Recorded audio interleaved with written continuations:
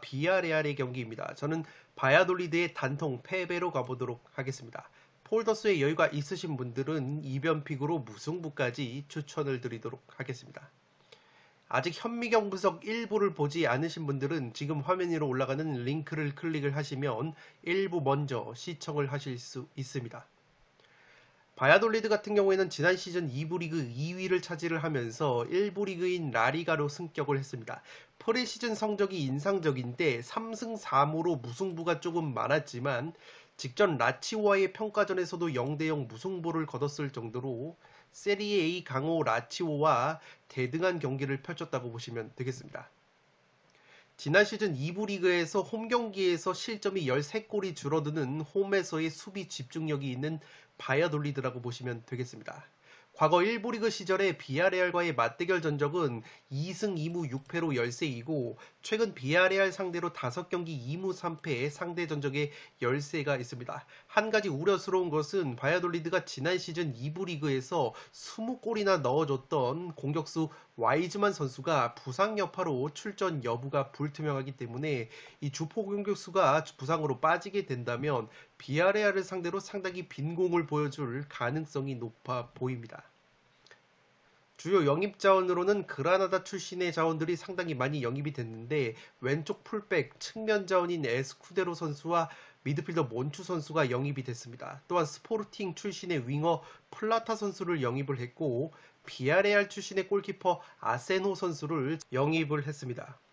지난 시즌 바야돌리드 리그 최다 득점자 와이즈만 선수가 부상 여파로 빠질 경우에는 레반테에서 활약을 했었던 백업 출신 공격수 세르히오 레온 선수가 공백을 메워줄 가능성이 있고 이 또한 지난 시즌 1부 리그 라이오에서 임대 생활을 했었던 과르디올라라는 공격수가 바야돌리드로 임대 복귀가 됐기 때문에 이 과르디올라 선수가 그래도 지난 시즌 1부 리그에서 8골이나 넣어줬기 때문에 와이즈만 선수의 공백을 어느 정도 메워주지 않을까 생각을 하고 있습니다. 또한 영입생 측면 자원인 플라타 선수가 스포르팅에서 6골을 넣었었던 측면 자원이기 때문에 바야돌리드도 이러한 선수들의 한 방을 기대해 볼 수 있는 매치가 될 것으로 보입니다.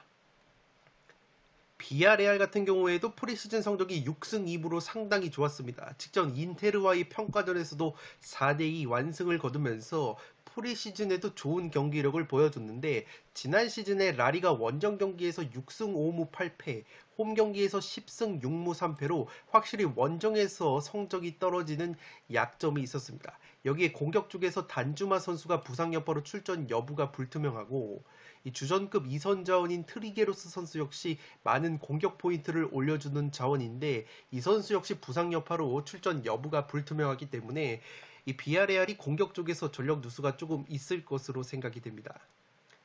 주요 영입 자원으로는 와포드 출신의 측면 수비수 키코 페메니아를 영입을 했고 레반테 출신의 공격수 모랄레스 선수를 영입한 것이 상당히 좋은 영입이 될 것으로 보입니다. 이 모랄레스가 레반테가 2부 리그로 강등이 되면서 비아레알의 유니폼을 입게 됐는데 이 지난 시즌 레반테에서만 리그 13골, 7개의 어시스트를 기록을 했기 때문에 모랄레스 선수가 충분히 활약을 해줄 가능성이 높아 보이고 라치오 출신의 골키퍼 레이나까지 영입을 하면서 골문 뎁스를 늘렸다고 보시면 되겠습니다. 측면 자원인 모이 고메스 같은 경우에는 오사수나로 떠났기 때문에 이 모이 고메스 선수는 더 이상 비아레알에서 볼 수 없게 됐습니다. 이번 프리시즌에서 8경기 6승 2무 호성적을 기록을 했다고 말씀을 드렸는데 승리를 거둔 팀이 PSV, 도르트문트, 사우스햄튼, 인테르 같이 체급이 있는 팀들을 꺾었기 때문에 비아레알이 경기력 자체가 상당히 좋았다고 보시면 되겠습니다. 쌀로 코멘트로 정리를 해드리면 지난 시즌 최다 득점자 공격수 와이즈만 선수의 이탈이 큰 바야돌리드라고 보시면 되겠습니다. 지난 시즌 라이오 임대 신분으로 라리가 8골을 넣은 공격수 과르디올라 선수가 임대로 돌아온 것은 고무적이라고 할 수 있겠는데 어쨌든 와이즈만 선수가 빠지게 된다면 바야돌리드가 빈공을 보여줄 가능성이 있어 보입니다. 그래도 제가 최대치로 무승부까지 강조를 드린 이유는 지난 시즌 라리가 2부 기준 홈에서 실점이 13골이나 감소가 됐었던 바이아돌리드이기 때문에 홈에서 특유의 수비 집중력이 살아난다고 보시면 되겠습니다. 또한 프리시즌 7경기에서 3승 4무의 성적을 기록했다고 말씀을 드렸는데 무려 5경기가 무실점 경기였기 때문에 프리시즌에도 나쁘지 않은 수비력을 보여줬다고 보시면 되겠습니다. 비아레알 같은 경우에는 우나이 에메리 감독 체제에서 기본적으로 패스와 점유, 강력한 전방 압박을 구사하는 팀이라고 보시면 되겠는데 아래 보시면 PPDA 전방 압박 수치가 라리가에서 6번째로 낮은 팀이기 때문에 기본적으로 압박이 빡세게 들어가는 팀이 바로 비아레알이라고 보시면 되겠습니다. 비아레알 역시 프리시즌 경기에서 6승 2무의 호성적을 거뒀는데 PSV, 도르트문트, 인테르 같이 체급이 있는 팀들을 상대로 모두 승리를 거뒀기 때문에 경기력 자체가 상당히 좋다고 보시면 되겠습니다. 따라서 기존에 이 제라르 모레노나 영입생 공격수 모랄레스까지 합류한 상황에서 비아레알이 특유의 공격력을 보여줄 수 있다면 바야돌리드보다 확실히 화력적으로 우세할 것으로 생각이 됩니다. 다만 지난 시즌 비아레알이 유럽 대항전을 병행을 하면서 특히 라리가 원정 경기에서 상당히 고전했던 모습이 많았고 바이아돌리드가 프리시즌 보여준 수비 집중력 여기에 최전방 공격수 와이즈만의 결장이 아쉽지만 지난 시즌 1부 리그 라요에서 8골이나 넣어줬었던 과르디올라가 임대 복귀가 됐기 때문에 과르디올라가 와이즈만의 공백을 메워줄 수 있다면 이 경기 최대치로 무승부 정도까지 노려볼 수 있는 매치라고 생각이 됩니다. 비아레알의 공격, 특히 이선과 측면에서 한 방을 보여줄 수 있는 트리게로스나 단주마 같은 선수들의 결장 가능성이 높은 점도 비아레알로서는 리스크라고 보여지는 매치라고 보시면 되겠습니다. 8번 경기는 바야돌리드의 단통 패배로 가는데 폴더스의 여유가 있으신 분들은 무승부까지 추천을 드리도록 하겠습니다. 9번 경기는 바르셀로나와 라요의 경기인데 바르셀로나의 단통 승리로 가보도록 하겠습니다. 독식을 노려보실 분들은 무승부까지 투폴로 가져가 보시기 바랍니다. 바르셀로나가 프리시즌 성적이 5승 2무로 나쁘지가 않았습니다. 직전 멕시코 1부 리그 팀과의 평가전 6대0 대승을 거두면서 프리시즌을 안정적으로 마무리한 바르셀로나인데 지난 시즌 기준으로 원정에서는 무승부가 8무로 많았는데 홈에서는 12승 2무 5패로 무승부가 상당히 줄어드는 모습이 있었습니다. 라요와의 상대 전적은 8승 2패의 우위가 있는데 지난 시즌만 놓고 보면은 라요에게 2연패를 당했습니다. 모두 0대1 한 골 차로 2연패를 당한 바르셀로나이기 때문에 이러한 라요 징크스를 깨는 것이 상당히 관건이라고 보시면 되겠습니다. 한 가지 우려스러운 것은 이번 영입 시장에서 굉장히 돈을 많이 썼던 바르셀로나이고 레반도프스키, 쿤데, 하피냐, 캐시에, 크리스텐센까지 수준급 자원들을 많이 영입을 했음에도 불구하고 셀러리캡 문제로 영입생 자원들을 선수 등록을 하지 못할 가능성이 있다는 보도가 나오고 있기 때문에 이번 라이오와의 개막전에서 만약에 새롭게 영입이 된 선수들이 선수 등록이 불가능하다면 이변 가능성도 어느 정도 있는 경기라고 생각이 됩니다. 더욱이 프리시즌에 4골로 맹활약을 했었던 측면자원인 덴벨레 선수 역시 재계약 자원이기 때문에 아직까지 선수 등록이 되지 않아서 덴벨레까지 나오지 못한다면 기존의 오바메양이나 페란 토레스 같은 자원들이 한 방을 보여줘야지만 라요를 상대로 승리를 노릴 수 있는 바르셀로나라고 보시면 되겠습니다. 수비수 랑글레 선수가 토트넘으로 임대 이적이 됐고 베테랑 측면 풀백 다니 알베스 선수가 계약 만료가 됐습니다. 수비수 민게사가 셀타비고로 이적이 되면서 내보낼 선수들은 내보냈다고 보시면 되겠습니다. 앞서 말씀을 드린 것처럼 구단 수익에 따라서 선수들의 급여 총합이 일정 수준을 넘기면 안 되는 셀러리 캡이 스페인 라리가에 존재를 하기 때문에 이 바르셀로나가 이러한 영입생 자원들을 선수 등록을 하기 위해서는 추가적인 수입이 발생이 되어야 하고 그렇기 때문에 3차 레버리지까지 땡겨 쓴 바르셀로나가 4차 레버리지까지 땡길 준비를 하고 있다는 보도가 있습니다. 라요 같은 경우에는 이 프리시즌 성적이 2승 3무 1패였는데 바이아돌리드와의 평가전에서 0대0 무승부를 거뒀습니다. 지난 시즌에 원정 경기에서 3승 4무 12패로 확실히 홈에서의 8승 5무 6패보다 원정에서 성적이 떨어지는 라요라고 보시면 되겠습니다. 주전급 부상자원이 없기 때문에 전력 누수는 없을 것이라고 생각이 되고, 지난 시즌에 8골을 넣어줬었던 공격수 과르디올라가 바야돌리드로 임대 복귀가 됐기 때문에 이 팔카오라는 베테랑 공격수의 어깨가 조금은 무거울 수 있는 라요라고 보시면 되겠습니다. 알라베스 출신의 수비수 루젠 선수를 임대 영입을 했고, 에스파뇰 주전 골키퍼 출신인 디에고 로페즈 선수가 영입이 됐습니다. 또한 빌바오 출신의 미드필더 우나이 로페즈를 영입을 했고, 카디스 출신의 측면 자원인 이 살바 산체스 선수를 영입을 했습니다. 이 팔카오라는 공격수가 과거에 바르셀로나를 상대로 5경기 4골 1도움 킬러 면모가 있고, 지난 시즌 역시 바르셀로나를 상대로 결승골을 한번 뽑아낸 바 있기 때문에 팔카오 선수가 의외로 활약을 해줄 가능성이 있어 보입니다. 프리시즌에 맨유와 1대1 무승부를 거뒀을 정도로 경기력 자체가 그리 나쁘지 않았던 라요이고, 아틀레티코 마드리드 출신의 공격수 디에고 코스타 영입설이 돌고 있기 때문에 라요가 공격 쪽 보강이 이루어질지 귀추가 주목이 되고 있습니다.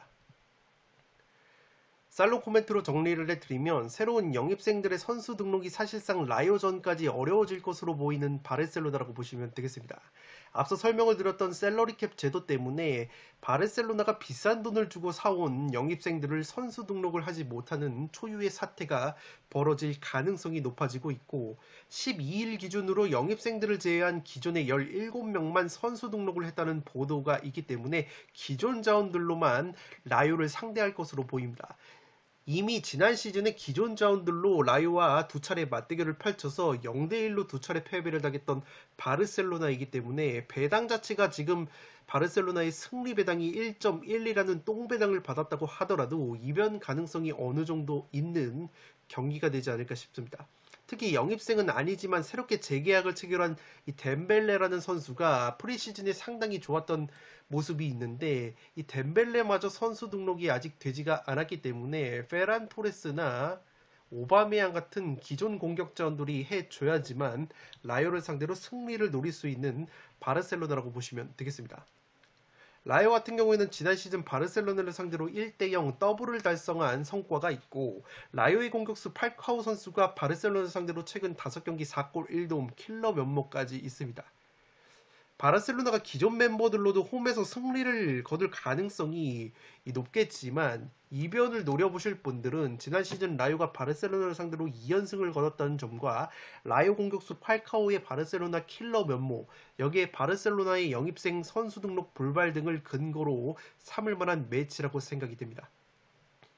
다만 무승부가 이변의 한계라고 보여지는 것은, 기본적으로 라요가 지난 시즌 홈보다 원정에서 현저히 경기력과 성적이 떨어지는 팀이었고, 이 배당적인 측면에서도 제가 무승부를 추천을 드리는 이유는 현재 배트맨 배당 기준으로 1.12, 6.00, 13.00 배당이 과거 동일 배당에서 무승부가 두 차례나 나왔었던 전적이 있습니다. 따라서 6.00 무승부 이변이 자주 출몰하는 배당이기 때문에 이변을 노려보실 분들은 라요의 승리가 아니라 이 무승부까지 한계로 보시고 무승부까지 추천을 드리도록 하겠습니다. 9번 경기는 바르셀로나의 단통 승리로 가는데 독식으로 무승부까지 추천을 드리도록 하겠습니다. 10번 경기는 다시 프리미어리그로 돌아와서 노팅엄 포레스트와 웨스트햄의 경기인데, 노팅엄의 단통 패배로 가보도록 하겠습니다. 승격팀 노팅엄이 기대를 많이 모았는데, 이 개막전에서 뉴캐슬 원정에서 0대2로 무기력하게 패배를 당했습니다. 이 스코어가 0대2였지만은 가두리 양식을 당하면서 이렇다 할 공격조차 제대로 펼치지 못했던 졸전이었다고 보시면 되겠습니다. 가장 최근 맞대결이 웨스트햄과 2014년 맞대결이기 때문에 큰 의미는 없는데, 마지막 맞대결이 그래도 홈경기에서 5대0 대승을 거뒀던 좋은 기억이 있기 때문에 이번 홈경기에서 첫 승을 노려볼 만한 노팅엄이라고 보시면 되겠습니다. 영입생 수비수 리차즈 선수가 부상으로 빠지는 가운데 지난 시즌에 2부 리그에서 8골이나 넣어줬었던 장신 수비형 미드필더 라이언 예이츠 선수가 개막전에 부상 여파로 빠졌기 때문에 이번 웨스트햄전 역시 출전 여부가 불투명합니다. 노팅엄 같은 경우에는 굉장히 많은 자원들을 영입을 했는데, 우니온 베를린 출신의 공격수 아워니를 비롯해서 리버풀 출신의 측면 수비수 네코 윌리엄스, 맨유 출신의 공격수 링가드, 맨유 출신 골키퍼 딘 핸더슨, 마인츠 출신의 수비수 니아카테, 슈투트가르트 출신의 수비형 미드필더 망갈라, 미넨 출신의 측면 수비수 리차즈까지 영입을 하면서 공수에 걸쳐서 상당히 굵직한 영입을 많이 했다고 보시면 되겠습니다. 다만 지난 시즌에 오른쪽 측면 공격을 책임졌었던 윙백 제드 스펜스 선수가 토트넘의 유니폼을 입었고 이 최전방에서 좋은 활약을 보여줬었던 장신 공격수 케이난 데이비스 선수가 아스톤 빌라로 임대 복귀가 됐기 때문에 확실히 1부 리그 승격을 일궈냈었던 임대생들의 공백을 새로운 영입 자원들이 얼마만큼 채워주느냐가 관건으로 보여집니다. 직전 뉴캐슬 원정에서 뉴캐슬에게 슈팅 23개를 허용을 하고 노팅엄은 고작 5개의 슈팅을 때린 것을 제외하면은 이렇다 할 경기력을 보여주지 못했기 때문에 이번이야말로 홈에서 좋은 경기력을 보여줘야 되는 과제가 있습니다.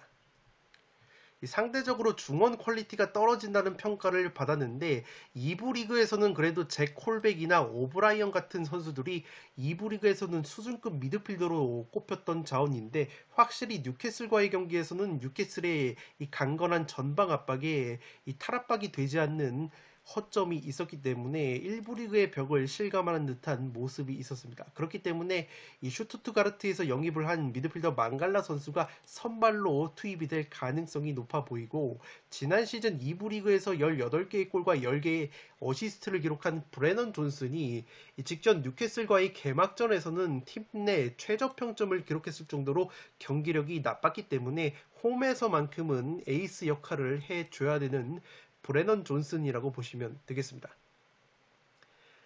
웨스트햄 같은 경우에는 직전 맨시티와의 홈경기에서 0대2로 패배를 당했습니다. 전체적인 경기 내용 자체는 그리 나쁘지가 않았는데 아무래도 맨시티의 홀란드 선수의 골 결정력에 밀리면서 0대2로 패배를 당했습니다. 영입생 수비수 아구에르드 선수가 부상으로 빠지는 가운데 주전 골키퍼 파비안스키 역시 맨시티전 부상 여파로 출전 여부가 불투명합니다. 중앙 수비수 오그본나와 도슨이 출전 여부가 불투명하기 때문에 전반적으로 수비 쪽에서 전력 누수가 있는 웨스트햄이라고 보시면 되겠습니다. 그래도 영입생 장신 공격수인 스카마카 선수가 후반전에 데뷔전을 치렀고 날카로운 헤딩을 보여주면서 확실히 제공권에 강점이 있는 스카마카의 위력을 한번 보여줬다고 보시면 되겠습니다. 여기에 번리 출신의 공격수 막스 코르네까지 영입을 하면서 확실히 2선 측면과 중앙 쪽에서 공격 뎁스가 탄탄해진 웨스트햄이라고 보시면 되겠습니다. 다만 프리시즌 포함해서 6경기 4무 2패 승리가 없는 이 좋지 못한 흐름이기 때문에 충분히 노팅엄을 상대로도 이 경기 내용적인 측면에서 고전을 할 수도 있는 가능성이 있어 보입니다. 지난 시즌 기준으로 홈에서는 9승 5무 5패였는데 원정에서 7승 3무 9패로 원정 성적이 좋지 못했던 웨스트햄이라고 보시면 되겠습니다. 살롱 코멘트로 정리를 해드리면 뉴캐슬을 상대로 개막전에서 가두리 양식을 당한 노팅엄이라고 보시면 되겠습니다. 굉장히 무기력한 경기력으로 뉴캐슬에게 0대2 패배를 당한 노팅엄인데 영입생이 굉장히 많다고 보시면 되겠습니다. 이 수준급 자원들을 영입했다는 평가가 있었는데 상대적으로 중원 퀄리티가 아쉬웠다고 보시면 되겠습니다. 이 잭 콜백이나 오브라이언 같은 중원 자원들이 2부 리그에서만큼은 정상급 미드필더로 꼽혔는데 확실히 지난 뉴캐슬전에서는 뉴캐슬의 압박에 상당히 고전한 모습이 있었습니다. 웨스트햄의 경우에는 중원 조합이 데클란 라이스, 수책 이 두 선수가 3선을 진두지휘하는데 프리미어리그에서도 수준급의 이 미드필더 조합으로 꼽히기 때문에 과연 노팅엄이 웨스트햄의 중원을 상대로 우위를 가져갈 수 있을지 의문이라고 보시면 되겠습니다. 더욱이 지난 시즌 공격 상황에서 적극적으로 박스 안으로 침투해서 8골이나 넣어줬던 노팅엄의 미드필더 예이츠 선수가 개막전부터 부상으로 빠졌었기 때문에 이번 경기 역시 출전 여부가 불투명합니다. 다만 노팅엄으로서는 지난 뉴캐슬전에서 아워니나 망갈라 같은 분데스리가에서 새롭게 영입한 핵심 자원들이 모두 후반전에 교체 투입이 됐기 때문에 이번 홈 개막전에서는 선발 출전이 될 가능성이 높아 보입니다. 웨스트햄 역시 프리시즌부터 경기력이 좋지 못한 상황이고 프리시즌 포함 6경기 4무 2패로 무승부가 상당히 많았습니다. 특히 지난 시즌 막판 리그 원정 6경기에서 5패를 당했을 정도로 막판의 원정 경기력이 상당히 떨어졌던 웨스트햄이라고 보시면 되겠습니다. 직전 맨시티전에서 웨스트햄의 주전 골키퍼 파비안스키 선수가 부상으로 교체가 됐는데 백업 골키퍼 아레올라 같은 경우에는 웨스트햄에서 프리미어리그 리그 경기 대신에 유럽 대항전이나 컵 대회 위주로 선발 출전을 해왔던 골키퍼이기 때문에 물론 아레올라가 웨스트햄으로 오기 전에 풀럼에서 프리미어리그 36경기를 소화했던 시즌이 있지만 웨스트햄에서는 아직 프리미어리그 선발 출전 경험이 굉장히 적기 때문에 그러한 골문에서의 변수가 있을 것으로 생각이 됩니다. 여기에 웨스트햄이 영입생 수비수 아구에르드와 기존의 오그본나 도슨 같은 핵심 중앙 수비 자원들이 부상으로 빠져있기 때문에 이 수비 쪽에서 은근한 누수가 있을 것으로 생각이 됩니다. 웨스트햄의 프리시즌부터의 떨어진 경기력과 중앙수비 공백 그리고 승격팀 특유의 홈 첫 경기 홈빨 등을 고려하면 이변 가능성은 어느 정도 있는 경기라고 생각이 됩니다. 다만 노팅엄이 앞서 말씀을 드린 것처럼 승격하는데 임대생들의 공이 컸었고 대부분 그 임대생들이 원 소속팀으로 복귀를 하거나 이적이 됐기 때문에 제 아무리 좋은 자원들을 많이 영입을 했다고 하더라도 단시간에 조직력을 끌어올려서 조직력 자체가 탄탄한 웨스트햄을 상대로 반전을 노리기에는 조금은 힘들지 않을까 싶습니다. 10번 경기는 노팅엄의 단통 패배로 가보도록 하겠습니다. 11번 경기는 첼시와 토트넘의 런던 더비인데 승무패로 지어보도록 하겠습니다. 단통으로는 첼시의 단통 패배를 추천드리도록 하겠습니다. 첼시 같은 경우가 직전 에버튼 원정에서 1대0 승리를 거뒀는데 경기력 자체가 썩 마음에 들지 않는 모습이 있었습니다. 페널티킥으로 가까스로 1대0 승리를 거둔 첼시이고 그래도 토트넘과의 상대 전적을 보시면 10경기 기준 7승 3무 압도적인 천적 면모가 있고 지난 시즌 토트넘 상대로 3연승을 거뒀기 때문에 상대 전적에 압도적인 우위가 있습니다. 주전급 부상 자원이 없기 때문에 전력 누수는 없을 것으로 생각이 되고 공격수 티모 베르너가 최근에 라이프치히로 다시 이적이 됐기 때문에 확실히 첼시가 최전방 공격 쪽에서 공격 자원이 부족한 모습이 있습니다. 특히 스트라이커가 없기 때문에 방점을 찍어줄 수 있는 자원이 부족한 것이 첼시의 최대 약점이라고 보시면 되겠습니다. 영입생 공격수 스털링과 수비수 쿨리발리가 에버튼을 상대로 합격점을 받았고 최근에 레스터시티의 수비수 포파나 영입을 추진 중이라는 보도가 있습니다. 그래도 투엘 감독이 첼시에 부임한 이후로 토트넘을 상대로 오전 전승, 천적 면모를 여전히 보여주고 있다는 점에서 첼시 사이드도 충분히 가져갈 만한 매치라고 생각이 됩니다. 토트넘 같은 경우에는 직전 사우스햄튼과의 홈경기에서 4대1 완승을 거뒀습니다. 선제골을 내줬지만 내리 4골을 퍼부으면서 산뜻한 출발을 한 토트넘이고 이 미드필더 스킵 선수가 장기 부상으로 빠져있는 것을 제외하면 전력 누수도 없을 것으로 생각이 됩니다. 이 사우스햄튼을 상대로 손흥민, 해리케인 선수가 득점을 하지 못했는데도 다른 선수들이 4골을 만들어내면서 대승을 거둔 것은 고무적이라고 할 수 있겠고 최근에 첼시를 상대로 12경기 3무 9패 승리가 없는 토트넘이기 때문에 이번에야말로 한번 첼시를 잡아낼 수 있는 타이밍이 나오지 않을까 생각이 되고 있습니다. 윙백 세세뇽과 에메르송 로얄이 사우스햄튼을 상대로 좋은 공격력을 보여준 것 역시 고무적이라고 할 수 있겠고 다만 콘테 감독이 첼시를 상대로 3연패 중이기 때문에 이 투엘 감독과의 상성 면에서 콘테 감독이 밀리는 부분이 있습니다. 징계로 인해서 개막전에서 빠졌던 에버튼에서 데려온 공격수 히샬리송까지 복귀를 하기 때문에 토트넘이 화력적으로는 첼시보다 압도적인 부분이 있을 것으로 보입니다. 특히 히샬리송이 에버튼 시절에 첼시 상대로 굉장히 많은 골을 기록한 바 있기 때문에 히샬리송이 후반전에라도 들어가서 이 조커로서 충분히 활약을 해줄 가능성이 있어 보입니다.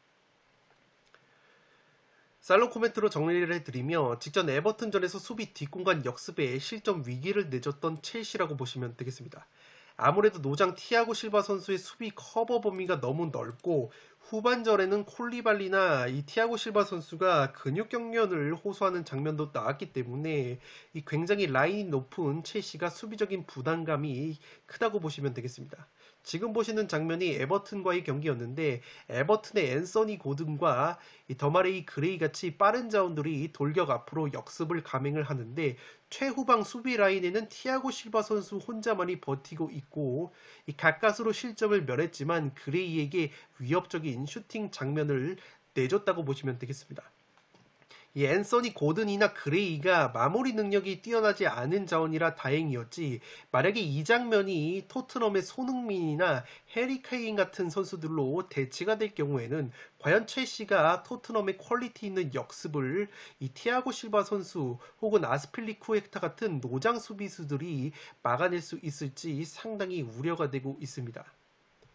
반면에 첼시는 최전방 공격수 부재했다는 골 결정력이 아쉬웠다고 보시면 되겠습니다. 더욱이 티모 베르너까지 라이프치히로 떠난 마당이기 때문에 또다시 맨시티에서 영입을 한 스털링 선수를 최전방에 배치를 하는 제로톱 전술을 가동할 가능성이 높아 보이는데 이럴 경우에는 이 스털링을 제로톱으로 놓고 측면에 하베르츠와 마운트를 배치하게 되는데 이 에버튼전에서 마운트 선수가 측면에 국한되어 있다 보니까 마운트 특유의 연계나 마무리 능력이 떨어지는 부작용까지 있었습니다.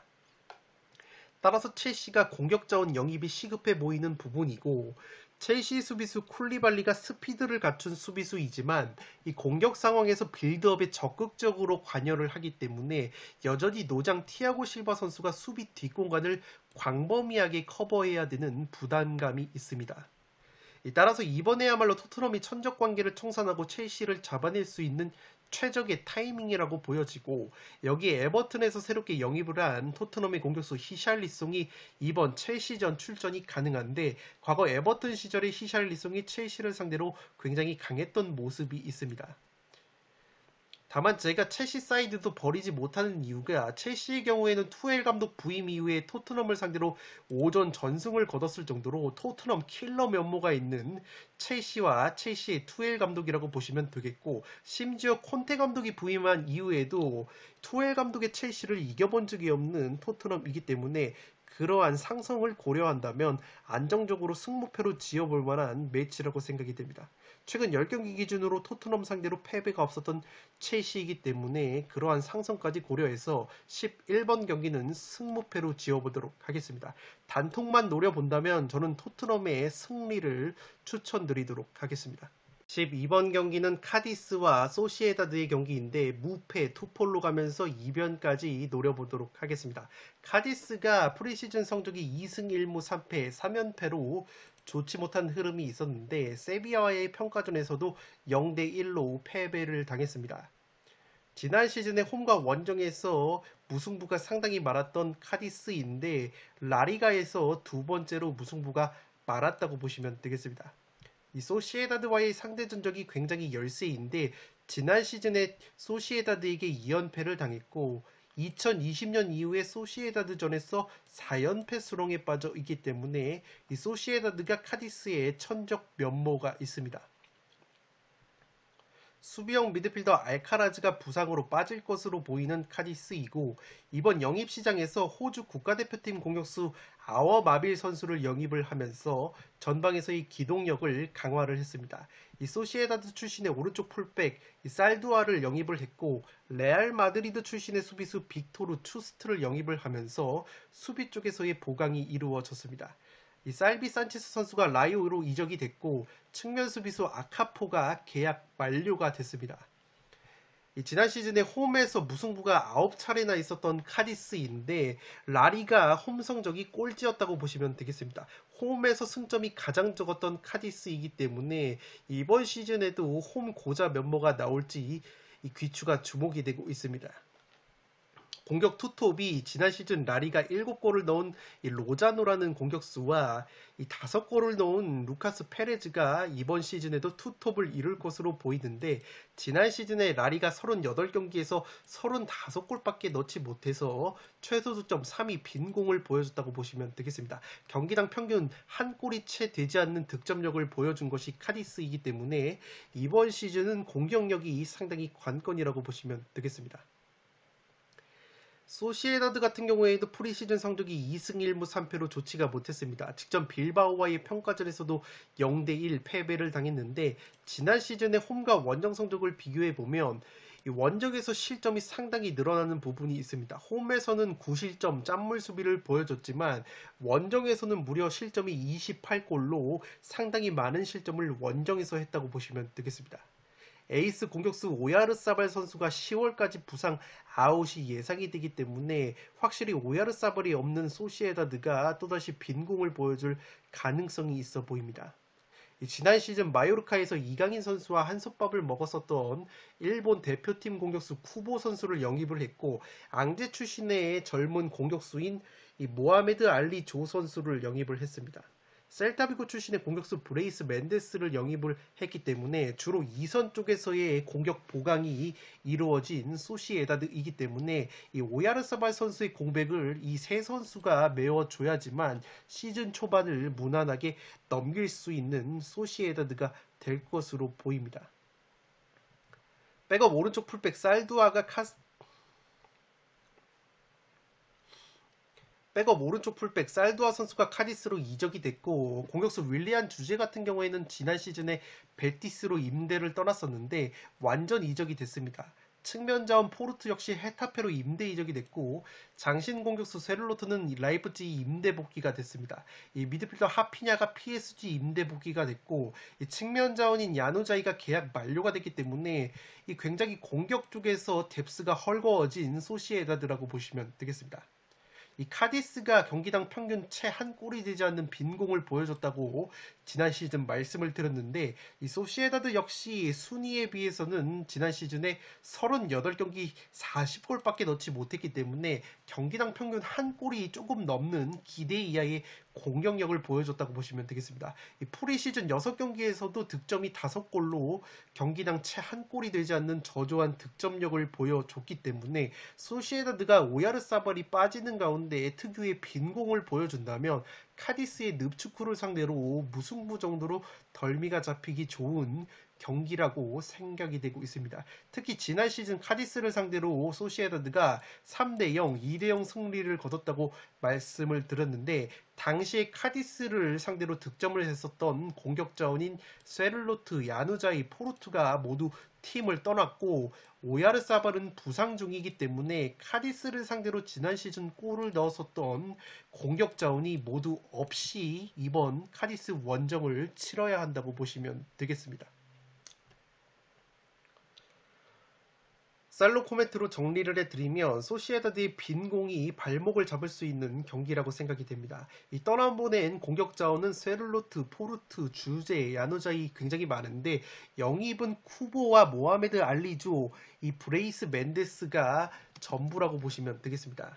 여기에 설상가상 에이스 공격 자원 오야르사발 역시 장기 부상으로 시즌 초반 결장이 불가피한 소시에다드이기 때문에 지난 시즌에 소시에다드가 상당히 저조한 공격력을 보여줬고 특히 오야르사발이 없는 경기에서는 무기력한 모습이 많았었기 때문에 프리시즌에서도 6경기 5골로 저조한 득점력을 보여줬다는 점에서 충분히 이번에도 빈공이 나올 가능성이 있어 보입니다.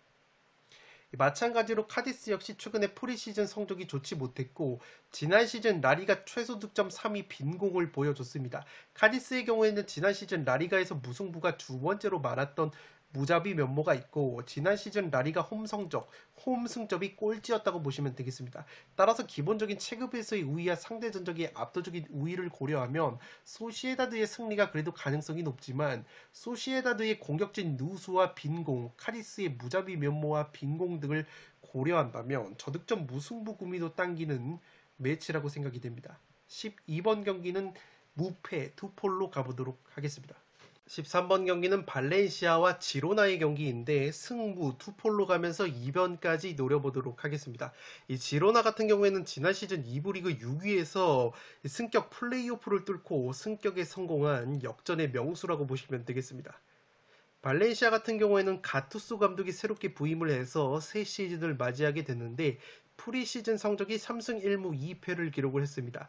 직전 아탈란타와의 평가전에서는 2대1 승리를 거두면서 고무적인 부분을 봤다고 보시면 되겠고 홈고장인 메스다야에서 6승 8무 5패로 원정에서의 5승 7무 7패보다 확실히 홈에서 성적이 좋은 발렌시아라고 보시면 되겠습니다.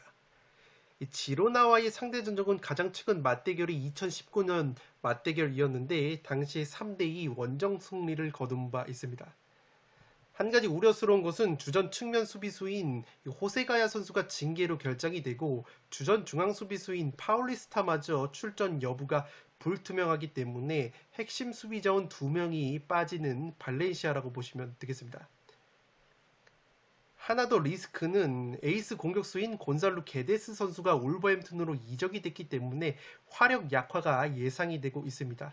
그래도 포르투갈 리그에서 12개의 골과 5개의 어시스트를 올린 측면 자원인 사무엘 리노 선수를 영입을 했기 때문에 리노 선수가 게데스의 공백을 얼마만큼 메워주느냐가 이번 시즌 농사의 관건이 될 것으로 보입니다. AC 밀란에서 백업 자원이었던 측면 자원인 카스티에오 선수를 영입을 한 발렌시아이고 지난 시즌에 많은 경기를 뛰었던 수비수 알데레테가 헤르타로 임대 복귀가 됐고 측면 자원인 브리안 힐 역시 토트넘 임대 복귀가 됐기 때문에 이 전력 누수가 조금은 많은 것이 발렌시아라고 보시면 되겠습니다. 최근에 바르셀로나의 미드필더 니코 선수를 영입 임박이 됐다는 소식이 있고 에딘손 카반이라는 공격수를 영입 추진 중이라는 보도가 있기 때문에 영입 시장을 끝까지 지켜봐야 할 것으로 보입니다. 지난 시즌에 라리가에서 무승부가 두 번째로 많았던 발렌시아이고 지로나 같은 경우에는 프리시즌 성적이 1승 2무 2패로 좋지가 못했는데 그래도 굉장히 많은 영입 자원들이 있었습니다. 로드리고 리켈메라는 2부 리그에서 7골 12도움을 기록한 플레이메이커를 영입을 했고 미국 MLS 뉴욕시티 출신의 공격수 카스테야노스 선수를 임대 영입을 하면서 최전방 공격까지 강화를 했습니다. 여기에 에스파뇰 출신의 2명의 미드필더 다비드 로페즈와 앙헬 에레라를 품으면서 중원 뎁스도 강화를 했습니다. 지난 시즌에 11골을 넣어줬었던 나우엘 부스토스 선수가 임대 복귀가 됐고 지난 시즌에 5골을 넣었었던 측면 자원인 알렉스 바에나까지 임대 복귀가 됐기 때문에 새롭게 영입한 공격 자원들의 활약이 관건으로 보여집니다. 지난 시즌 주전으로 뛰었던 장신 수비수 에스피노사 선수가 무릎 부상으로 출전 여부가 불투명하고 공격형 미드필더 보르아 가르시아가 출전 여부가 불투명하기 때문에 이 수비 쪽에서 공백이 조금은 있을 것으로 보입니다. 지난 시즌에 이 스투안이라는 35살의 베테랑 공격수가 2부 리그에서 무려 24골 2개의 도움을 기록을 했기 때문에 스투아니 선수가 1부 리그에서 얼마만큼 해주느냐가 역시나 관건이 될 것으로 보입니다. 살롱 코멘트로 정리를 해드리면 개인적으로 이 경기는 지난 승무패 39회차 볼프스부르크와 브레멘처럼 이변의 기운이 조금은 느껴지는 매치라고 생각이 됩니다. 먼저 발렌시아는 가투소 감독이 새롭게 부임하면서 크고 작은 변화가 있겠지만 이 기본적으로 전임 보르달라스 감독처럼 가투소 감독 역시 수비 라인 자체가 높은 특징이 있습니다. 따라서 전술 기조 자체가 크게 달라지지 않을 수 있지만 문제는 발렌시아의 주전 측면 수비수 호세가야가 징계로 결정이 되고 중앙 수비수 파울리스타가 햄스트링 여파로 인해서 출전 여부가 불투명합니다. 호세가야 같은 경우에는 수비뿐만 아니라 측면 공격에 있어서도 굉장히 중요한 역할을 하는 자원이고 이 파울리스타 같은 경우에도 수비뿐만 아니라 세트피스 상황에서의 뚝배기 한 방이 위협적인 수비수이기 때문에 공수에 걸쳐서 이 두 선수의 공백이 예상이 되고 있습니다. 더욱이 발렌시아의 공격 에이스였던 게데스가 울버햄튼으로 이적이 되면서 공격 누수가 예고가 되고 있는데 이 사무엘 리노 같은 영입생 자원들이 얼마만큼 자리를 메워주느냐가 관건이 될 것으로 보입니다. 반면에 지로나 같은 경우에는 공수에 걸쳐서 영입이 잘 이루어진 편이고 특히 공격 쪽에서 플레이메이커 로드리고 리켈메 이 최전방 공격 쪽에서 뉴욕시티 득점왕 출신의 이 카스테야노스 같은 번뜩이는 자원들이 영입이 됐습니다. 따라서 기존 베테랑 공격수 스투아니 선수를 축으로 새로운 영입 공격 자원들이 활약을 해준다면 수비 공백과 화력 누수가 예상이 되는 발렌시아를 상대로도 충분히 좋은 경기력을 보여줄 만한 매치라고 생각이 됩니다. 다만 지로나 역시 수비 쪽에서 에스피노사 선수의 공백이 예상이 되고 기존 임대생들이 빠져나간 자리를 새로운 영입 자원이 채워야 되는 조직력적인 문제가 있기 때문에 발렌시아 특유의 혼발이 나온다면 이변 최대치는 무승부가 합당하지 않을까 생각을 하고 있습니다. 13번 경기는 승무 투폴로 가보도록 하겠습니다. 마지막 경기는 알메리아와 레알 마드리드의 경기인데 알메리아의 단통 패배로 가보도록 하겠습니다. 알메리아가 지난 시즌 2부 리그 우승을 차지한 팀이고 레알 마드리드는 1부 리그 우승을 차지한 팀이기 때문에 챔피언들 간의 맞대결이라고 보시면 되겠습니다. 알메리아가 프리시즌 성적이 3승 1무 3패에 기복이 있는 모습을 보여줬고 직전 알 힐랄과의 평가전에서도 1대2 패배를 당했습니다. 지난 시즌 라리가 2부 리그에서 실점이 가장 적었던 것이 알메리아라고 보시면 되겠습니다. 짠물 수비가 강점이라고 보시면 되겠습니다.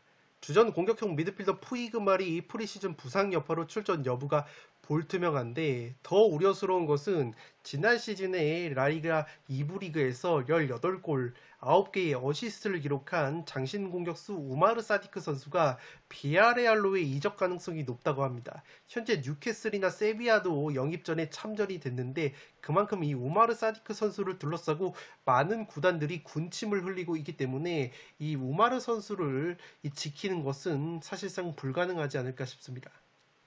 파르티잔 출신의 18살 유망주 공격수 밀로바노비치를 영입을 했지만 이 선수가 과연 얼마만큼 해줄지는 미지수라고 보여집니다.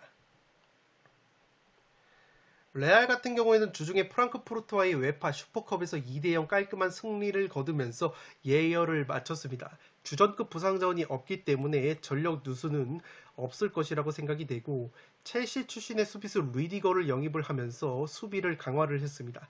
이 모나코 출신의 수비형 미드필더 추아메니까지 영입을 하면서 3선의 뎁스를 늘렸고 이 가레스 베일이 LAFC로 떠났다고 보시면 되겠습니다. 미드필더 이스코와 베테랑 풀백 마르셀루, 공격수 요비치 역시 팀을 떠났기 때문에 내보낼 선수들은 과감하게 내보냈다고 보시면 되겠습니다.